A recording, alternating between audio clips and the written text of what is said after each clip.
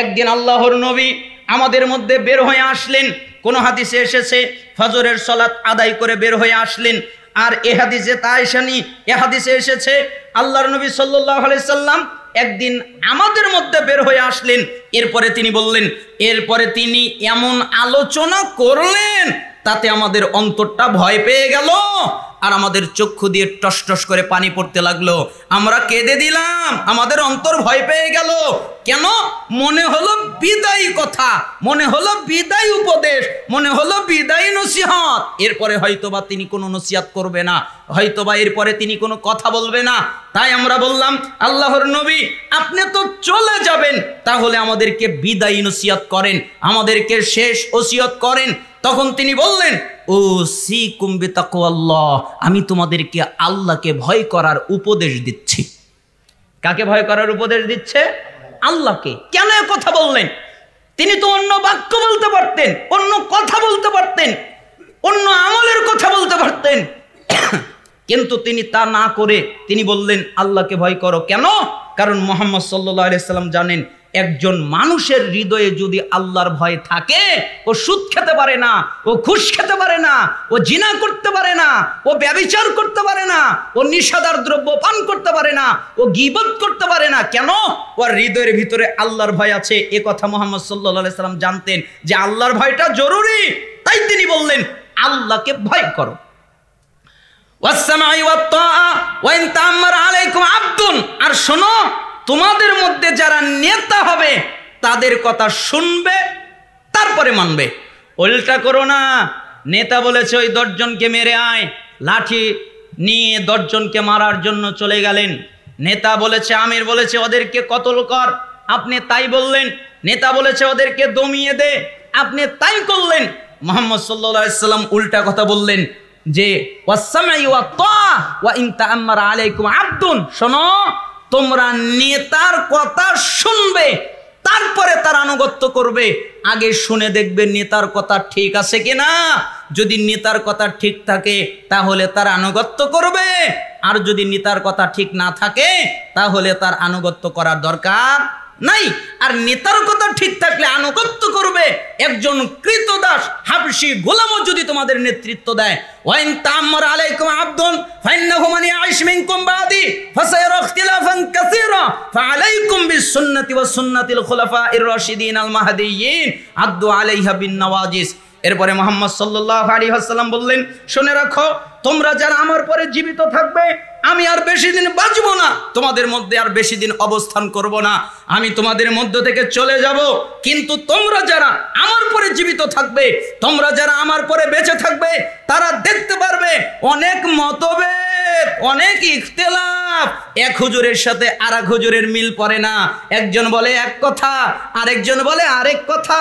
তোমরা যখন এই অবস্থায় পড়ে যাবে, শুনে রাখো, তোমরা তোমাদের নির্দিষ্ট ভালোবাসার হুজুরের দিকে চলে যাবে না। তুমি যেই হুজুরকে ভালোবাসো ওই হুজুরের দিকে চলে যাবে না।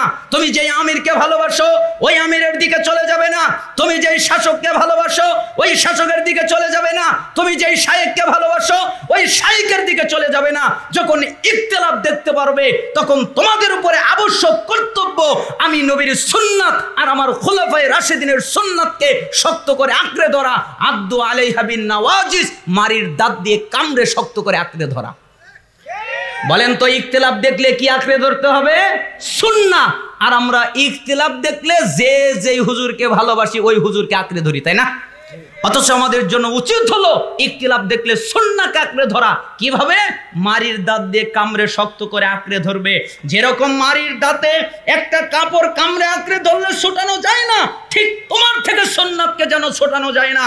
এজন্যই তো আমি মাঝে মধ্যে বলি, আমি আহলুল হাদিস মানুষ। আরে আহলুল হাদিস সন্তানের আহলুল হাদিসের ঘরে জন্ম নিতে হবে, তাই সে আহলে হাদিস। এ কথা ঠিক নয়।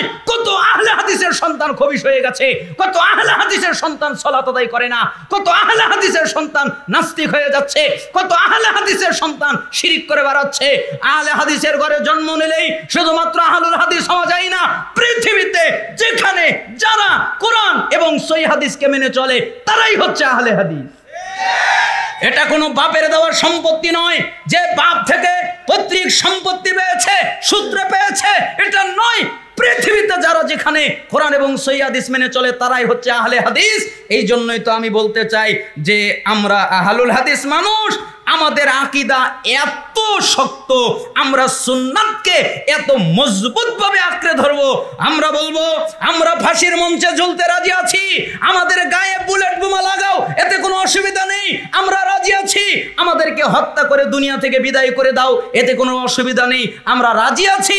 আমরা মরতে রাজি আছি, আমরা ফাঁসির মঞ্চে ঝুলতে রাজি আছি, তবু ইমামের পিছনে সূরা ফাতিহা এবং জোরে আমিন বলা বন্ধ করতে রাজি নেই।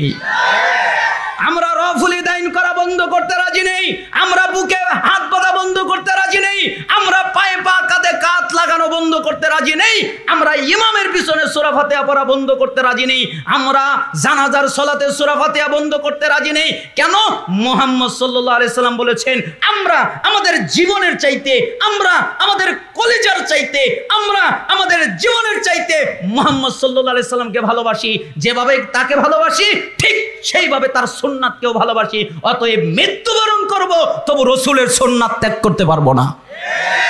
এই জন্য অবশ্যই শক্ত করে সুন্নাতকে আঁকড়ে ধরতে হবে। ওয়াইয়াকুম মুহদাসাতিল উমুর ফাইন্না কুল্লা বিদআতিন দালালা। আর শোনো, তোমরা দিনের মধ্যে নতুন কিছু আবিষ্কার করবা না, দিনের মধ্যে নতুন কিছু তৈরি করবা না। কেন?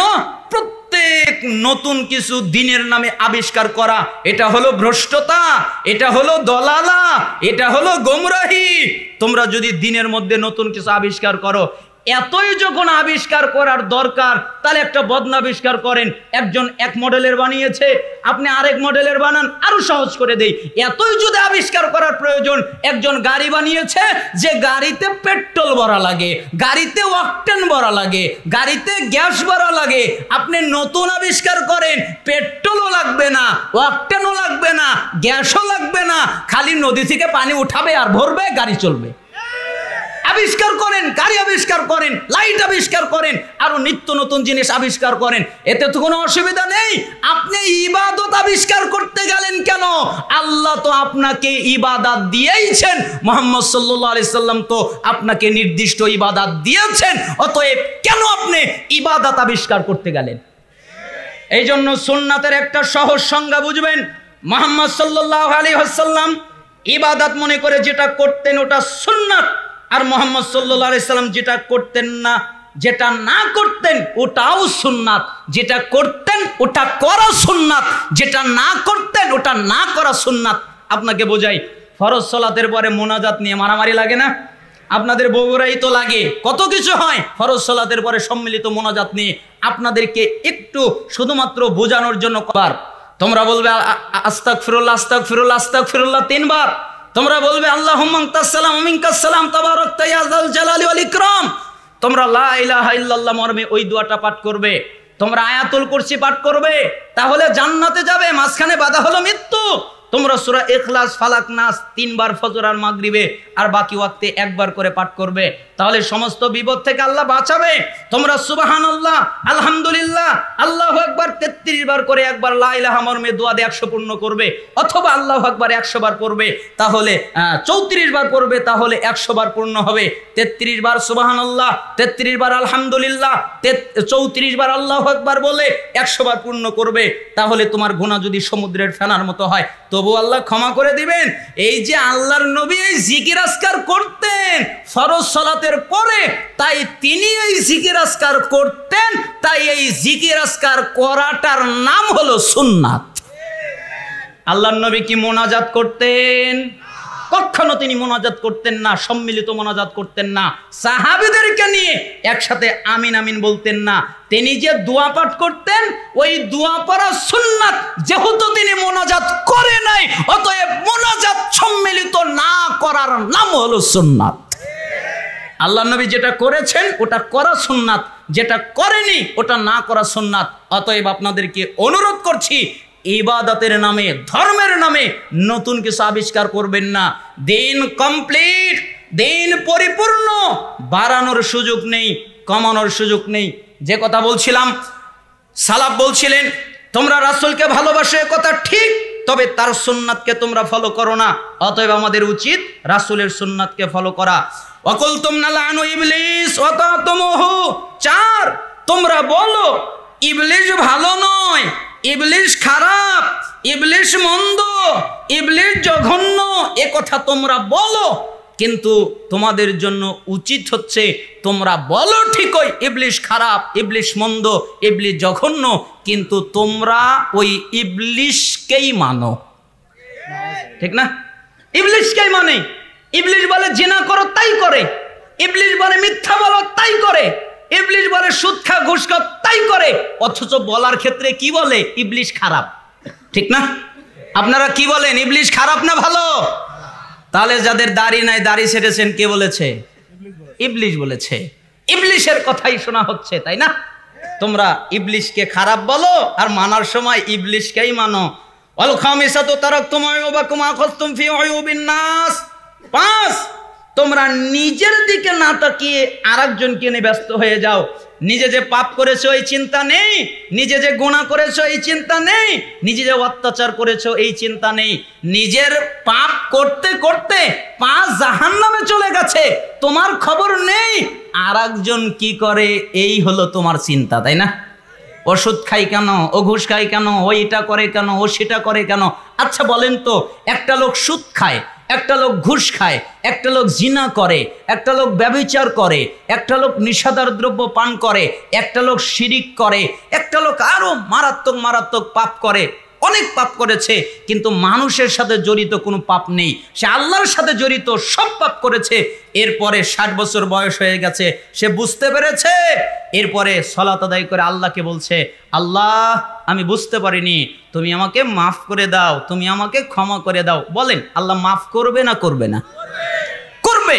কিন্তু আমি হুজুর যদি আর একজনের গীবত করি, বদনাম করি, আর আল্লাহ যদি আমাকে কিয়ামত পর্যন্ত হায়াত দেয়, আর কিয়ামত পর্যন্ত যদি আল্লাহকে বলি আল্লাহ আমাকে মাফ করে দাও, আল্লাহ আমাকে ক্ষমা করে দাও, আল্লাহ আমাকে মাফ করবে? কখনো না। কেন? আমি গীবত করেছি। তাহলে সুদ বেশি ডেঞ্জারাস পাপ না গীবত বেশি ডেঞ্জারাস পাপ? গীবত। এজন্য নিজের দিকে তাকান, নিজের চিন্তা করেন, নিজে কি করেছেন।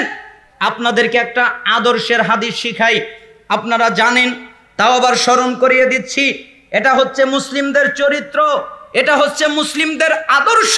এজন্য আবু হুরায়রা রাদিয়াল্লাহু আনহু তিনি বলেন, রাসূল সাল্লাল্লাহু আলাইহি ওয়াসাল্লাম বলেছেন, মুসলিমের 2564 নম্বর হাদিস, তিনি বলেন, লা তাহাসাদু, তোমরা পরস্পরে হিংসা করো না, ওয়ালা তানাজাসু, তোমরা একে অপরের মধ্যে দালালি করে দাম বাড়ায়া দিও না, ওয়ালা তাবাগাদু, তোমরা নিজেদের মধ্যে বিদ্বেষ রেখো না, ওয়ালা তাদাবারু, তোমরা কেউ কারো পিছু নিও না, ও কি পাপ করেছে, ও কি অন্যায় করেছে, ও কি অত্যাচার করেছে, এগুলো জানার জন্য কেউ কারো পিছু নিও না। ওয়ালা ইয়াবি বাদুকুম আলা বাইবা, কারো কেনা বেচার সময় আগবেরে কেনা বেচা করো না। একজন একটা জিনিস কিনতে গেছে, তুমি ওই জিনিস কিনতে যেও না। একজন একটা জিনিস বিক্রি করতে গেছে, তুমি ওই জিনিস বিক্রি করতে যেও না। ওয়াকুনু ইবাদাল্লাহি ইখওয়ানা, তোমরা সবাই আল্লাহর বান্দা, ভাই ভাই হয়ে যাও। আল মুসলিম আখুল মুসলিম, মুসলমান মুসলমানের ভাই, মুসলমান মুসলমানের ভাই মানে তোমার মায়ের পেটের ভাই যেমন ভাই, তোমার মুসলমান ভাই তোমার ভাই। তোমার যত মুসলমান ভাই আছে তাদের উপরে যদি কোনো জুলুম চলে, তাদের উপরে যদি কোনো অত্যাচার চলে, তাহলে তুমি মুসলমান, তোমার দায়িত্ব হলো তাদের পক্ষ অবলম্বন করা, তাদের পক্ষ নিয়ে এবং তাদের উপরে যারা জুলুম করেছে তাদের বিরুদ্ধে ঝাঁপিয়ে পড়া। কারণ তুমি মুসলমান আর ও হলো মুসলমান, মুসলমান মুসলমানের ভাই। লা ইয়াজলিমুহু, মুসলমান মুসলমানের উপরে জুলুম করতে পারে না। ওয়ালা ইয়াখযুলুহু, মুসলমান মুসলমানকে তুচ্ছ তাচ্ছিল্য করতে পারে না, সহায়হীন ভাবে সম্বলহীন ভাবে ছেড়ে দিতে পারে না। ওয়ালা ইয়াকযিবুহু, মুসলমান মুসলমানের সাথে মিথ্যা বলতে পারে না। ওয়ালা ইয়াহকিরুহু, মুসলমান মুসলমানকে তুচ্ছ করতে পারে না, তাচ্ছিল্য করতে পারে না, হেয় করতে পারে না। আত্তাকওয়া হাহুনা ওয়া ইউশিরু ইলা সাদরিহি সালাসা মাররাতিন, এই কথা বলে তিনি বুকের দিকে ইঙ্গিত করে বললেন, তাকওয়া এখানে, তাকওয়া এখানে, তাকওয়া এখানে। এরপরে বললেন, বিহাসবি ইমরিইম মিনাশ শাররি আইয়াহকিরা আখাহুল মুসলিম, প্রত্যেক মানুষের, প্রত্যেক মুসলিমের খারাপ হওয়ার জন্য এতটুকু যথেষ্ট, বেশি কিছু লাগবে না। খারাপ হওয়ার জন্য এতটুকু যথেষ্ট, সে আরেকজন মুসলিমকে খারাপ বলে। তার মানে আমি যদি আর একজন মুসলমানকে খারাপ বলি তাহলে খারাপ কে? আমি। কেন আমি আর একজনকে খারাপ বলবো? ও সুদ খায়, আমার চাইতে আল্লাহর কাছে ও প্রিয় হতে পারে, ঠিক না? ও ঘুষ খায়, আমার চাইতে আল্লাহর কাছে ও প্রিয় হতে পারে, তাহলে আমি কেন ওকে খারাপ বলবো? কুল্লুল মুসলিম আলাল মুসলিমে হারাম দামুহু ওয়া মালুহু ওয়া ইদ্দুহু, প্রত্যেক মুসলমানের উপরে হারাম। সে কোনো মুসলমানের রক্ত বের করতে পারে না, সে কোনো মুসলমানের সম্মান নষ্ট করতে পারে না, সে কোনো মুসলমানের সম্পত্তি নষ্ট করতে পারে না, এটা করতে পারে না, অতএব এটা নিষিদ্ধ। আমি আপনাদেরকে মুসলমানদের আদর্শ বোঝালাম। তার মানে নিজের দিকে ইঙ্গিত না করে অপরের দিকে ইঙ্গিত করো, এটা তোমাদের জন্য উচিত নয়। 5টা কথা বললেন। 1, তোমরা আল্লাহর পরিচয় পেয়েছো কিন্তু তার হক আদায় করো না, অথচ তার হক আদায় করা উচিত। তার হক কি? একমাত্র তার ইবাদত করা, তার সাথে কাউকে শরীক না করা। 2, তোমরা কোরআনে কারিম পাঠ করো ঠিকই, কিন্তু ওই অনুযায়ী চলো না, অথচ তোমাদের জন্য উচিত হচ্ছে কোরআন অনুযায়ী চলা।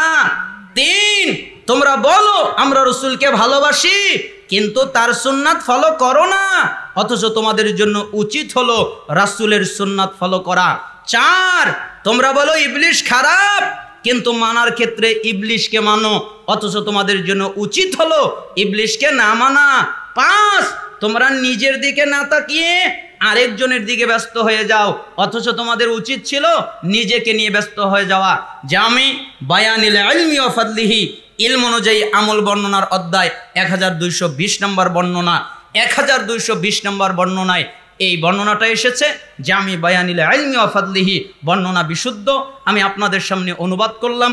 আল্লাহ সুবহানাহু ওয়া তাআলা আমাদেরকে এই বাণীটা বোঝার এবং আমল করার তৌফিক দান করুন। আমার সময় শেষ হয়ে যাওয়ার কারণে আমি দুঃখিত, পরিপূর্ণ আলোচনা করতে না পারায় আপনাদের কাছে ক্ষমা সুন্দর দৃষ্টি চেয়ে নিচ্ছি। আপনাদেরকে একটা ওসিয়ত করছি, সেই ওসিয়তটা হলো অবশ্যই আপনারা আল্লাহকে ভয় করবেন। কাকে ভয় করবেন? আল্লাহকে। আর অবশ্যই ওই আপনার সালাফদের মতো তারা বলতেন, ইযা আলিমতা ফাজকুর নজরুল্লাহি ইলাইক, যখন তুমি কোনো কাজ করবে তখন স্মরণে রাখবে আল্লাহ তোমাকে দেখছেন। বলেন তো, কোনো কাজ করলে কি স্মরণ রাখতে হবে? আল্লাহ দেখছেন। আপনি যে কোনো কাজ করতে পারেন, আপনি সালাত আদায় করছেন, মনে রাখবেন আল্লাহ দেখছেন, তাহলে সালাত সুন্দর হয়ে যাবে। আপনি দান করছেন, মনে রাখবেন আল্লাহ দেখছেন, তাহলে দান সুন্দর হয়ে যাবে। আপনি যে কোনো কাজ করবেন স্মরণে রাখবেন আল্লাহ আপনাকে দেখছেন। 2টি উপদেশ মনে রাখবেন, অবশ্যই আল্লাহকে ভয় করবেন, আর অবশ্যই আপনি আল্লাহ দেখছেন, একথা মনে রাখবেন। আমি পরিপূর্ণ আলোচনা করতে না পারায় দুঃখিত।